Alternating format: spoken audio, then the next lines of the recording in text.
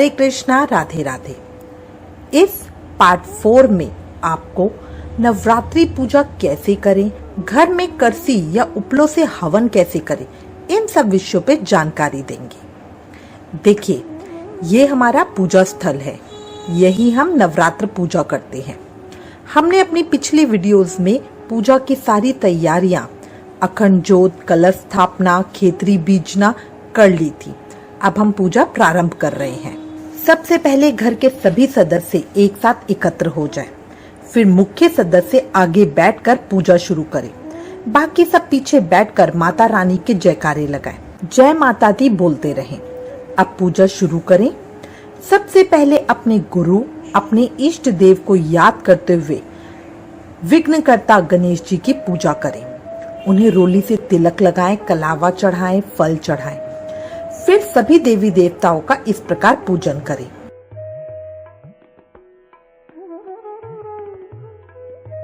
अब पान का बीड़ा तैयार करें, जो सबसे पहले हवन में चढ़ता है। पान का बीड़ा तैयार करने के लिए हमें चाहिए एक पान। ये बिल्कुल साबुत पान होना चाहिए, किसी भी तरीके से कटा फटा नहीं होना चाहिए, कोई कीड़े का खाया हुआ कोई छेद नहीं होना चाहिए। इसको साफ पानी में हम धो के सुखा लेंगे।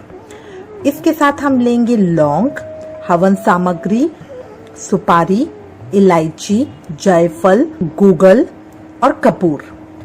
भोग के लिए आप हर दिन का जो माँ का भोग होता है वो अलग अलग होता है। इसके साथ आप पताशे भी रख सकते हैं और एक देसी घी। गूगल हमारे घर में शुद्धि के लिए बहुत अच्छा होता है। जब हवन में हम इसकी आहुति देते हैं उसके बाद बहुत अच्छी खुशबू आती है। अब सबसे पहले बीड़ा तैयार करेंगे। बीड़ा तैयार करने के लिए जो हमने शुद्ध साफ पान का पत्ता लिया था, इसके ऊपर घी लगाएंगे। अच्छे से पूरे पान के ऊपर चारों तरफ इस घी को लगा लेंगे। जो हवन हम अभी करसी का कर रहे हैं उसमें सबसे पहले आहुति इसी पान के बीड़े की होती है। उसके बाद रोली लेंगे और ऊपर की तरफ एक छोटा सा टीका लगाएंगे। इसके बाद जायफल और सुपारी लेंगे। इसके साथ ही कपूर और इलायची इसके ऊपर रखेंगे। अब हम एक जोड़ा लौंग का लेंगे। एक जोड़े का मतलब है 2 लौंग। लौंग साबुत फूल वाली लेंगे। कभी भी पूजा में एक लौंग का प्रयोग नहीं होता, हमेशा जोड़े चढ़ते हैं, 1 जोड़ा 2 जोड़े उस तरह से। उसके बाद थोड़ी सी हवन सामग्री डालेंगे और थोड़ा सा गूगल डालेंगे। इसी के साथ हम एक पताशा भी रखेंगे, थोड़ा सा घी चढ़ाएंगे। अब ये तैयार हो गया है। इसको अभी हम प्लेट में यहीं रख लेंगे और करसी को लेकर आएंगे। करसी गाय के गोबर से घर में बना सकते हैं या गौशाला से ला सकते हैं, या आजकल तो ऑनलाइन भी मंगवा सकते हैं। ये पूजा कार्यों में बहुत शुभ होती है। इसे उपला या कंडे भी बोलते हैं। ये शुद्ध देसी गाय के गोबर का उपला है जिसको हम करसी के लिए प्रयोग कर रहे हैं। अब इस उपले को हम तोड़ लेंगे और जो नॉर्मल हमारी गैस होती है उसके ऊपर हमने एक जाली लगाई है। आप बिना जाली के भी इसको लगा सकते हैं, बट वो नीचे की तरफ से निकल जाता है, इसलिए हम जाली के साथ इसको लगा रहे हैं और इसके ऊपर हम इसको लगा देंगे। जो ये हमारा उपला होता है इसको हमेशा तोड़कर प्रयोग किया जाता है, साबुत नहीं। साबुत उपला हमेशा चिता के ऊपर लगाए जाते हैं। पूजा के अंदर उपलों को तोड़कर प्रयोग करें। अब देखिए, ये इस तरह से, जैसे जब हम गैस के ऊपर रखेंगे, गैस को फुल कर देंगे तो ये इस तरह से हमारी अग्नि प्रज्वलित होगी। ये ऑरेंज कलर की ऊपर से आएगी और ऊपर देखिए ब्राउन कलर दिख रहा है। अब इसको एक बार चिमटे से हम पलट देंगे तो ये बिल्कुल ब्लैक होनी चाहिए। ये करसी पक गई है। इसकी पहचान क्या होती है? जब इसमें से धुआं आना बंद हो जाएगा तो इसका मतलब करसी हमारी पक गई है। दोनों तरफ से अच्छे से ब्लैक हो जाएगी, ब्राउन बिल्कुल हट जाएगा और उस समय समझ लीजिए ये करसी हमारी पक गई है। बहुत ज्यादा देर के लिए इसको गैस पे नहीं छोड़ना है, अदरवाइज क्या होगा, वो बिल्कुल राख हो जाएगा, जिसको करसी का ढहना बोलते हैं, तो वो ढह जाएगी। ठीक है, तो इस चीज का हमें ध्यान रखना है। वो थोड़ी सी सख्त रहेगी बट पक अच्छे से जाएगी। उसमें से जब आप शुरू में लगाएंगे उसको तो बहुत तेज तेज धुआं आएगा और जैसे जैसे वो पकती जाएगी धुआं आना बंद हो जाएगा। तो जब धुआं आना बंद हो जाए इसका मतलब है करसी हमारी पक गई है। अब इस करसी को किसी प्लेट या छोटे हवन कुंड में रख सकते हैं। हमारे पास पीतल की प्लेट है तो हम उसी का प्रयोग करते हैं। देखिए, ये हम करसी ले आए हैं। अब सबसे पहले ज्वाला मैया का आवाहन करके उन्हें आमंत्रित करेंगे। पूजा में करसी के साथ जो दिया हम रोज जलाते हैं वो भी जलता है, लंबी बाती के साथ। इसलिए सबसे पहले हाथ जोड़कर श्री गणेश जी, माता दुर्गा और शिव जी का ध्यान करें और छोटा दीपक प्रज्वलित करें। फिर माँ दुर्गा का मंत्र ओम जयति मंगला काली भद्रकाली कपालिनी दुर्गा क्षमा शिवा धात्री स्वाहा स्वाधा नमस्तुते उच्चारण करते हुए अखंड ज्योत का दीपक जलाएं। अगर किसी विशेष मनोकामना के साथ ये अखंड ज्योति जला रहे हो तो उसे मन में सोच ले और माता से प्रार्थना करें कि पूजा की समाप्ति के साथ ही मेरी मनोकामना पूर्ण हो जाए। अब इसके बाद हम कलसी में ज्वाला मैया का आवाहन कर रहे हैं। सबसे पहले घी डालें, हल्का हल्का घी डालते जाएं। घी और छोटे दीपक की लौ से ज्वाला मैया आ जाती है। इसको जलाने के लिए माचिस का प्रयोग नहीं किया जाता। ज्वाला मैया का स्वागत जयकारों के साथ करें। जयकारा शेरा वाली दाव, बोल सांचे दरबार की जय। जोतावाली माता तेरी सदा ही जय। ऊंचे ऊंचे पर्वत वाली माता तेरी सदा। देखिए जैसे जैसे हम घी डालते जाएंगे इसमें बहुत तेज से धुआं निकलेगा और उसके साथ ही ज्वाला मैया आ जाएंगी। ज्वाला मैया के आगमन के बाद अब सबसे पहले श्री गणेश जी को मन में धारण करके ओम गण गणपताय नमः का जाप करते हुए घी की आहुति दें और श्री गणेश जी से प्रार्थना करें कि मैं इन नवरात्रों की पूजा बिना किसी परेशानी के आराम से पूरी कर सकूं।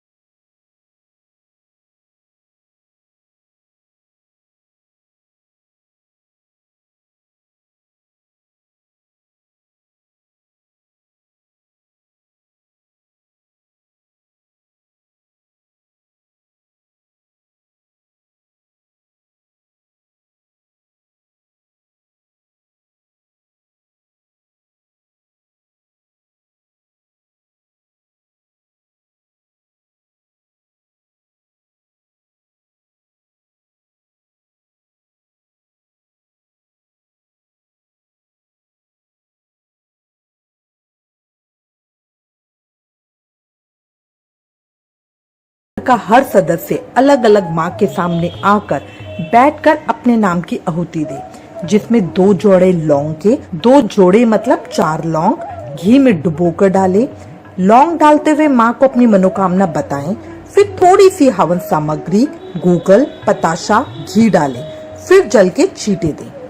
अगर लौंग के भुनने की आवाज आए तो समझ लो आपकी विनती माँ ने स्वीकार कर ली। लौंग साबुत फूल वाली होनी चाहिए, जिसके ऊपर साबुत फूल हो। बिना फूल वाली लौंग हवन में नहीं डलती। अगर माँ के मंत्र आते हैं तो आहुति के समय वो बोले, वरना जय माता दी बोलते हुए पूजा करें। अब एक एक करके घर के सभी सदस्य आए और माँ के सामने बैठकर आहुति दें। फिर सभी मिलकर दुर्गा चालीसा का पाठ करें और आरती करें। आरती करने के बाद शंख बजाकर पूजा की पूर्ति की घोषणा की जाती है। उसके बाद जोत का आचमन कराया जाता है, मतलब हाथ में जल लेकर जोत के चारों तरफ उसे घुमाया जाता है। इसको जोत का आचमन बोलते हैं। अगर घर का कोई सदस्य पूजा के समय उपस्थित नहीं है तो कोई और उनके नाम की आहुति डाले। जैसे जब धैर्य स्कूल जाता है तो मैं उसके नाम की आहुति डालती हूँ, या ध्रुव छोटा है तब भी उसके नाम की हम आहुति डालते हैं। पूजा के बाद कलसी को ऐसे ही छोड़ दे, थोड़ी देर में वो शांत हो जाती है। इसे पानी डालकर बुझाया नहीं जाता।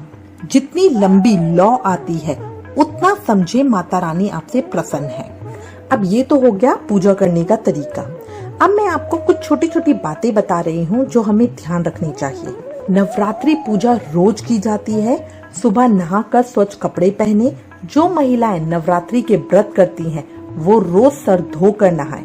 फिर पूजा स्थल साफ करें। पिछले दिन के पुराने फूल हटाकर ताजे फूल चढ़ाएं। करसी या उपलों से हवन रोज करें। ये नवरात्रि के 9 दिन रोज ये किया जाता है। पुराने फूलों को हटाकर नए फूल चढ़ाएं और उपलों से हवन करें। नवरात्रि का समय माता रानी की भक्ति में डूबने का समय है, उन्हें प्रसन्न करने का समय है। एक और बात का ध्यान रखें, नवरात्रि की पूजा का सामान पितृपक्ष की अमावस्या को ले। श्राद्धों में सामान लेने से बचे।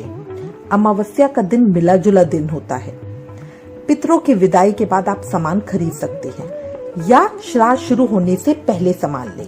अब हमारे पास एक और प्रश्न आता है कि पूजा में बोले जाने वाले मंत्र नहीं आते तो क्या हर बार पंडित जी से पूजा करवाएं? तो जवाब हम कहते हैं नहीं, ये जरूरी नहीं है। आप पूजा पंडित जी से ही करवाएं, आप खुद भी कर सकते हैं। जो विधि अभी हमने आपको बताई है उसी विधि से हम हर बार इसी प्रकार पूजा घर पे खुद करते हैं। हर महीने की अष्टमी हमारे घर में इसी पूजा का आयोजन होता है।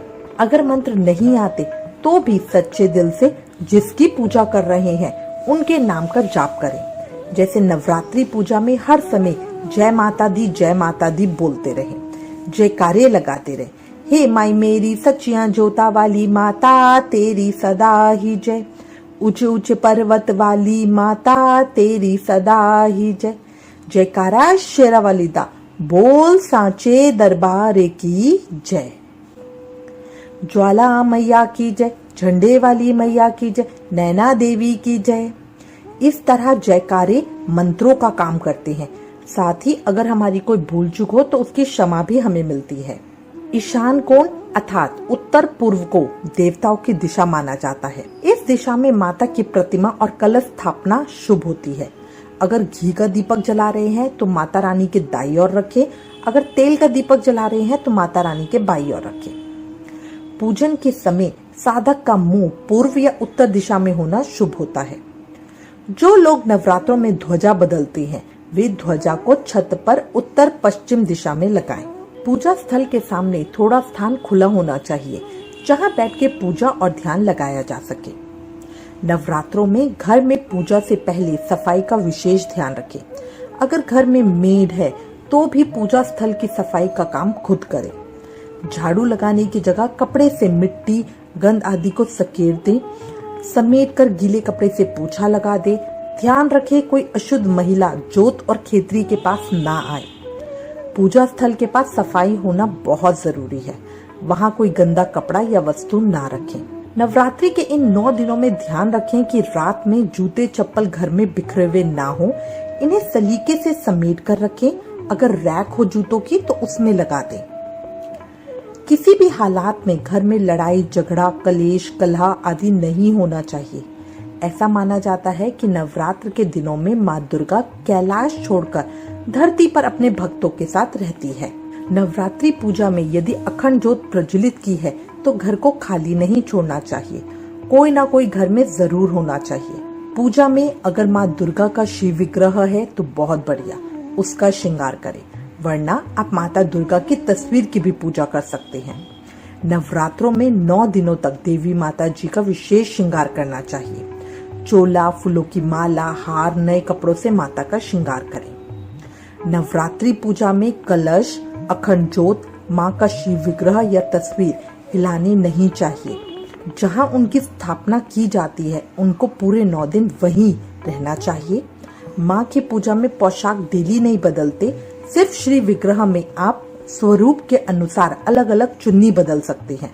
फूल माला रोज नहीं अर्पित करें। अगर हमने पूरे नवरात्रि व्रत नहीं किए, सिर्फ पहला और आखिरी व्रत किया है या किसी वजह से हमने एक भी व्रत नहीं किया, तब भी हमें पूजा रोज करनी चाहिए। खेतरी बीजना, अखंड ज्योत और कलश स्थापना करनी चाहिए। जैसा कि हम सभी जानते हैं कि लाल रंग माँ को बहुत पसंद है, इसलिए माँ को प्रसन्न करने के लिए लाल रंग की वस्तुओं का प्रयोग करें, जैसे माँ के वस्त्र, आसन, फूल इत्यादि। सुबह और शाम दीपक जरूर प्रज्वलित करें, आरती और भजन करें। संभव हो तो वहीं बैठ के माँ का पाठ करें, सप्तशती और दुर्गा चालीसा पढ़े। नवरात्रि में ब्रह्मचर्य का पालन करना चाहिए। जो व्रती होते हैं उन्हें जमीन पे सोना चाहिए। जहाँ पूजा स्थल है उसके सामने भी किसी को जरूर सोना चाहिए। नवरात्र में लहसुन प्याज का प्रयोग घर में नहीं करना चाहिए। दिन में बिल्कुल ना सोएं। नवरात्रि के अंतिम दिन कुंवारी कन्याओं को घर पर बुलाकर भोजन अवश्य कराएं। नव कन्याओं को नव दुर्गा रूप मानकर पूजन करें और आवभगत करें। अगर हो सके तो दशमी के दिन हवन जरूर कराएं। नवरात्रि के दिनों में हर एक व्यक्ति, खासकर व्रतधारी को क्रोध, मोह, लोभ इन सब का त्याग करना चाहिए। इन सभी नियमों का पालन हम सबको करना चाहिए, चाहे हम व्रत कर रहे हैं या नहीं कर रहे हैं। अब एक प्रश्न आता है, हम पूजा करें कहाँ? अगर घर के मंदिर में जगह है तो पूजा वहाँ की जा सकती है, वरना एक अलग चौकी लगाकर उस पे लाल कपड़ा बिछाकर पूजा कर सकते हैं।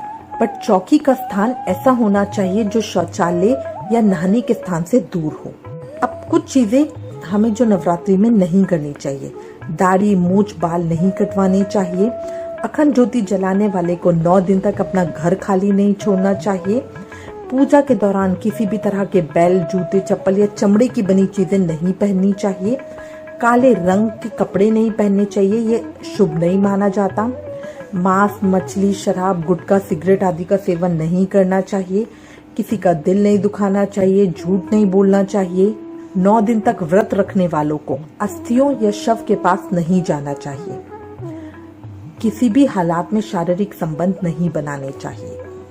हमने एक और वीडियो की थी जिसमें हमने आपको बताया था माँ के 9 रूप हैं और हर रूप को किस दिन किस चीज का भोग लगता है। तो आप वो वीडियो देख सकते हैं और माँ को उसी के अनुरूप भोग लगाएं, जिससे माँ की कृपा आपको और ज्यादा मिलेगी, वो और ज्यादा प्रसन्न होगी। मैं उम्मीद करती हूँ इस वीडियो में दी गई जानकारी आपके लिए उपयोगी होगी। इससे रिलेटेड अगर आपके पास कोई भी कमेंट्स या सजेशन है तो प्लीज हमें लिखें। ज्ञान बांटने से बढ़ता है, इसलिए इस वीडियो को ज्यादा से ज्यादा शेयर करें। Please like, share and subscribe. Thank you. Hare Krishna.